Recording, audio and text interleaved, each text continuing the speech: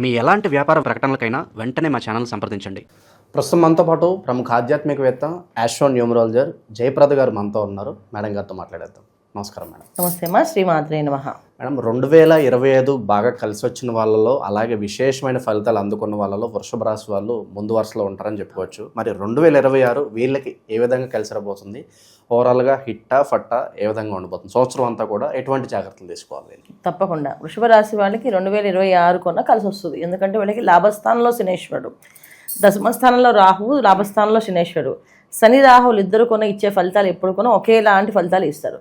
అయితే రాహు దశమస్థానంలో ఉండడం వల్ల కాస్తంత వీళ్ళకి ఏదో ఉద్యోగంలో పెద్ద లాభాలు వస్తాయి, ఇంకో వేరే ఉద్యోగానికి వెళ్ళచ్చు, కొత్త వ్యాపారం చేసుకోవచ్చు అని ఒక ఊహల్లోకి వెళ్ళి తేలడం తప్ప అది పర్సనల్ జరగదు. ఎందుకంటే ఇక్కడ లాభస్థానంలో శనేశ్వరుడు ఉన్నప్పుడు మనకి ఏదైతే కర్మ ఏదైతే ఉందో దాన్ని అనుభవించాలి.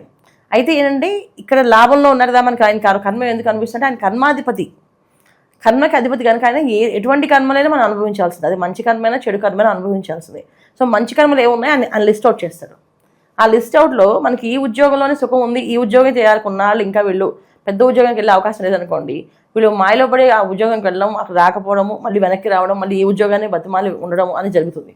అందుకేనంటే ఉన్నవాళ్ళు ఉన్న స్థానంలోంచి బయటికి వెళ్లకుండా ఉంటే చాలా మంచిది. మారాలి అనుకుంటే జన్మ జాతకాన్ని పరిశీలించుకోవాలి. ఎందుకంటే జాతకంలో అలాంటి యోగాలు ఉన్నా, ఒకవేళ వాళ్ళకి గ్రహస్థితి అనుకూలంగా ఉన్నప్పుడు మార్పులు అనేవి జరుగుతాయంటే, గ్రహస్థితి గోచారీత్యా వాళ్ళకి 50% బాగుంది కనుక మిగతా 50% వాళ్ళ జాతకంలో బాగుంటే ఖచ్చితంగా మీరు అన్నట్టు కొత్త కొత్త నిర్ణయాలు తీసుకొని కొత్త వ్యాపారాల్లోకి వెళ్ళే అవకాశం ఖచ్చితంగా ఉంటుంది. అయితే మనం తీసుకోవాల్సిన విషయాల్లో ఏంటంటే సంవత్సర ఫలితాల్లో గురువు, శనేశ్వరుడు, రాహు. అయితే రాహుకేతులు ఇద్దరు ప్రభావం అనేది మనం పక్కన పెడితే శనేశ్వరుడు ఒక లాభస్థానం ఉన్నారు. సో గురువు ద్వితీయ స్థానంలో ఉన్నప్పటికీ వీళ్ళకి అతిచారంలో కర్కాటకంలోకి వెళ్ళిపోతుంది. ఈ సంవత్సరం అంతా వీళ్ళకి గురువు అనే అనుగ్రహం అనేది చాలా తక్కువగానే ఉంటుంది. ఎక్కువ అనుగ్రహం ఉంటుందని చెప్పలేం. గురువు ఇచ్చే ఫలితాలు చాలా తక్కువగా ఉంటాయి. అయితే ఏంటంటే ఇప్పుడు మిథున రాశిలో ఉన్నంతకాలం వీళ్ళకి కాస్త గృహయోగము, వాహన యోగము, ఇంట్లో వాళ్ళు కాస్త వీళ్ళకి అనుకూలంగా ఉండడము, వీళ్ళని గౌరవించడము, వీళ్ళకి గౌరవ మర్యాదలు ఎటువంటి లోటు లేకుండా జరగడము, సమాజంలో కానీ తర్వాత ఉద్యోగంలో కానీ వీళ్ళకి ఆ గౌరవాన్ని ఎప్పటికీ తీయకుండా జాగ్రత్తగా ఉంచుతూ ఉంటారు. సో గురువు మారినప్పుడు కాస్త అది కొంచెం కష్టకాలంలో కనిపిస్తుంది. ఇక శనేశ్వరుడు వీళ్ళ లాభస్థానం ఉన్నప్పుడు ఏంటంటే వీళ్ళు చేసే వ్యాపారాల్లో వాటిల్లో కాస్త వీళ్ళకి ఎంత రావాలో అది వస్తుంది. ఖచ్చితంగా నాకు ఇంత రావాలి, ఇంత లాభం నేను ఎంత ప్లాన్ చేసుకున్నాను అనేసి ఒక 10 కోట్లు ఇన్వెస్ట్ చేసి రావాలి అంటే ఆ 10 కోట్ల ఇన్వెస్ట్మెంట్ మన జాతకంలో నిజంగా రాసి ఉంటే దాని తగ్గ ఫలితం వస్తుంది, లేకపోతే ఇబ్బంది పడుతుంది. చాలామంది ఈ వృషభ రాశి వాళ్ళు సినిమా ఇండస్ట్రీలో ఎక్కువగా ఉంటారు. ఈ ఫిల్మ్ ఇండస్ట్రీలో ఉన్నవాళ్ళు చాలామంది సినిమాలు తీద్దామనో, డైరెక్షన్ డిపార్ట్మెంట్లోనో, లేకపోతే హీరోగా కానీ యాక్టింగ్ చేయడానికో ప్రయత్నం చేస్తారు. కొన్ని అవకాశాలు వస్తాయి, పెద్ద అవకాశాలు కాదు. దానివల్ల ఉన్నది ఉద్యోగాలు కానీ ఉన్న వ్యాపారాలను వదిలేసి దాంట్లో కంటిన్యూ చేస్తే మాత్రం చాలా ఇబ్బంది పడతారు. సో ఇది మనం చూసుకోవాల్సింది. ప్రొఫెషనల్స్ వాళ్ళందరూ కూడా శనేశ్వరుడు లాభస్థానంలో ఉన్నప్పటికీ కూడా మనం చూసుకోవాల్సింది ఏంటంటే ప్రొఫెషనల్గా ఉన్నవాళ్ళు ఖచ్చితంగా ఇది మాకు యోగిస్తుందా యోగించట్లేదా అనేది చూసుకొని ముందుకు వెళ్ళాలి. ఎందుకంటే ఇవాళ వీళ్ళకి ఎటువంటి కష్టం పెట్టకూడదు అని సినిమా కూడా అనుకున్నాను అనుకోండి, ఈరోజు ఏ కష్టం ఉండదు, అలాగని ఏ పని కూడా ఉండదు. ఇప్పుడు ఒక రోజంతా ఇంట్లో ఖాళీ కూర్చున్నాం, వర్క్ ఏం లేదు, అప్పుడు ఏం చేస్తాం? ఆఫీస్కి వచ్చాము, ఆఫీస్లో కూడా వర్క్ ఏం చెప్పలేదు, కూర్చున్నారు ఖాళీ. అంటే అదే మన అనుభవించేసిన అదృష్టం అనమాట. అంటే ఏ వరకు చేయలేదు కనుక అది అదృష్టం కింద తీసేసుకుంటారు. అది శనేశ్వరుడు ఖాతా అలాగే ఉంటుంది. సో ఇవాళ ఏ కర్మ అనుభవించకూడదు, వీళ్ళు సుఖంగా ఉండాలి అనుకుంటే వదిలేస్తారు ఆయన. ఆ సుఖం బ్రహ్మాండంగా రావాలి, అదే ఒక పాయింట్లో మనం ఏదో ఒక వర్క్ చేస్తాం, అది చాలా బాగా హిట్ అయ్యింది, బాగా ప్రమోషన్స్ వచ్చాయి, దానికి బాగా కలిసి వచ్చింది, ఇది మన జాతకంలో ఉంటుంది. మన పర్సనల్ జాతకాన్ని చూసుకోవాలి. జాతకంలో ఖచ్చితంగా అలాంటి అదృష్ట యోగాలు ఉంటాయి. ఈ శనేశ్వరుడు ఆ యోగాలను అడ్డుపడకుండా ఇప్పిస్తాడు.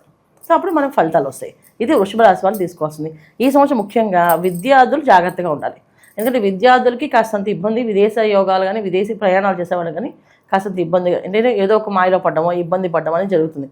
ఎందుకంటే వీళ్ళకి సింహరాశిలో కేతువు, దశమస్థానంలో రాహు, ఈ రెండు కూడా ఏంటంటే ఏదో ఒక మాయలో పడ్డానికే వాళ్ళు వర్క్. ఎందుకంటే దశమస్థానం అంటప్పుడు ఏమవుతుందంటే మనం చేసే క్రియలు, కర్మలు, ఏవైతే పనులు చేస్తామో ప్రొఫెషనల్గా మనం సక్సెస్ అవుతామో, ముందుకు వెళ్తామో చూస్తున్నది. అక్కడ రాహు బాగాలేదు వీళ్ళకి అనుకోండి, ఖచ్చితంగా మాయలో పడేసి ఇబ్బంది పెట్టి డబ్బులు పోగొడతారు, లేకపోతే కాపాడబడతారు. ఈ రెండు జరుగుతాయి. సో రెండు మన పర్సనల్ జాతకాన్ని చూసుకోవాలి. ఇక మళ్ళీ ఇప్పుడు వీళ్ళకి ఏర్పడే కూటములు, సో దశమస్థానంలో రాహు భాగ్యంలో కొన్ని కూటములు వాటి వల్ల ఉపయోగం ఏం లేదు. వీళ్ళకి 4 గ్రహాలు 5 గ్రహాలు కలిసినా వీళ్ళకి ఉపయోగం లేదు. అయితే శనేశ్వరుతో 4 గ్రహాలు కలుస్తున్నాయి, అది కాస్త వీళ్ళకి లాభస్థానంలో జరుగుతున్నాయి కానీ కొన్ని అదృశ్య యోగాలు కలిసి వస్తాయి. చాలామందికి సినిమాల్లో యాక్ట్ చేసే వాళ్ళకి ఆ సినిమా హిట్ అవ్వడము, డైరెక్షన్ ఛాన్సెస్ బాగా హిట్ అవ్వడము, అది ప్రొఫెషనల్గా టీవీ రంగంలో ఉన్న వాళ్ళకి ఆ ఛానల్ బాగా పాపులారిటీ రావడము, ఇలాంటి జరిగే అవకాశాలు ఉన్నాయి. ఈ అదృష్ట యోగాలు అక్కడక్కడ వచ్చే అవకాశాలు ఎక్కువగా ఉన్నాయి. కాకపోతే మొత్తం మనం చూసుకుంటే వృషభ రాశి వాళ్ళకి ఈ సంవత్సరం మంచి ఫలితాలే కనిపిస్తున్నాయి. చెడు ఫలితాలు ఉన్నాయి, చెడుగా ఇబ్బంది పడతా అనేది లేదు.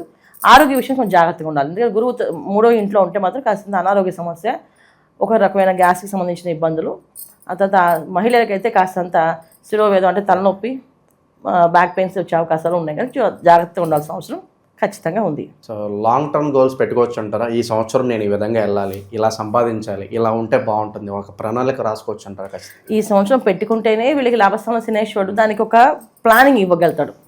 ఎందుకంటే మనకి ఏదైనా కావాలి అంటే అదృష్ట యోగం ఒక గురువుని ఇవ్వాలి, శనేశ్వరుని ఇవ్వాలి. ఎందుకంటే శని పాలిటి గ్రహాలు, తర్వాత గురువు పాలిటి గ్రహాలు ఉంటాయి. అంటే మనకి ఏంటంటే వృషభ రాశికి శనేశ్వరుడు యోగకారకుడు గురువు కంటే కూడా. సో అందుకని శనేశ్వరుడు మనకి ఖచ్చితంగా లాభస్థానం ఉన్నారు కనుక మనం ఖచ్చితమైన గోల్స్ పెట్టుకుంటే ఖచ్చితంగా హిట్ అయ్యే అవకాశాలు ఎక్కువగా ఉంటాయి. ఈ సంవత్సరం వ్యాపారాలు మొదలు పెడితే కలిసి వస్తాయి, వీళ్ళకి బాగా శుభ్రంగా చేసుకోవచ్చు. 2026లో కూడా మొదటి స్థానం వీళ్ళకే ఇస్తారా? అంటే విశేషమైన ఫలితాలు అందుకునే వాళ్ళలో అలా అని లేదు. మనకి 2026లో వీళ్ళకి మొదటి స్థానం లేదు, వీళ్ళకి 3వ స్థానం 4వ స్థానం వచ్చింది. మొదటి స్థానం వచ్చే వాళ్ళు ఉన్నారు రాశులు, వాళ్ళ అదృష్ట యోగాలు ఉన్నాయి వాళ్ళకి. అయితే ఈ రాశి వాళ్ళకి మాత్రం 50% అదృష్టం ఉంది కనుక మిగతా 50% వాళ్ళ పర్సనల్ జాతకాల్లో, వాళ్ళు చేసే పూజా పునస్కారాల్లో, దాన ధర్మాల్లో. ఎందుకంటే ఈ సంవత్సరము 2026 మనం 8వ నెంబర్ కింద తీసుకుంటే శనేశ్వర అధిపతి 2 + 26 కలిపితే 1వ నెంబరు, అంటే రవి అనుగ్రహం, అంటే రవి ఒక పరిపాలన. అంటే రవి శనులు ఇద్దరు కూడా పడదు జనరల్గా. సో రవి పరిపాలన శనేశ్వర పరిపాలన ఎలా ఉంటుంది మనకంటే ఎప్పుడు కూడా సహాయం చేయడంలో, ధర్మంగా బతకడంలో రవి అనుగ్రహం ఎక్కువగా ఉంటుంది.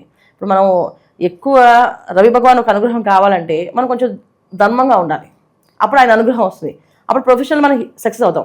రవి అనుగ్రహం మనకి ఎందుకు అనుకోవచ్చు మీరు. రవి అనుగ్రహం ఉంటేనే ప్రొఫెషనల్గా వాళ్ళు సక్సెస్ అవ్వగలరు. ప్రొఫెషనల్ కెరియర్ కావాలి అనుకున్న వాళ్ళు ఎవరైనా సరే రవి భగవాన్ని పూజించాలి. అందుకే సూర్య భగవానికి పొద్దున్నే సూర్య నమస్కారాలు, సూర్య ఆరాధన చేయమని చెప్తాం. ఎందుకంటే వాళ్ళు ప్రొఫెషనల్గా ఎదగాలంటే.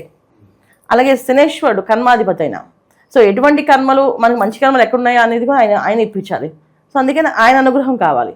సో వీళ్ళిద్దరినీ మన అనుగ్రహం కావాలంటే వీళ్ళు ఈ సంవత్సరం అంతా ఖచ్చితంగా ఏదో ఒక దానం చేస్తూ ఉండాలి. వాళ్ళు వచ్చిన దాంట్లో చారిటీ, ఖచ్చితంగా చారిటీ చేసుకుంటూ వెళితే వీళ్ళకి అదృష్ట యోగాలు కనిపిస్తాయి.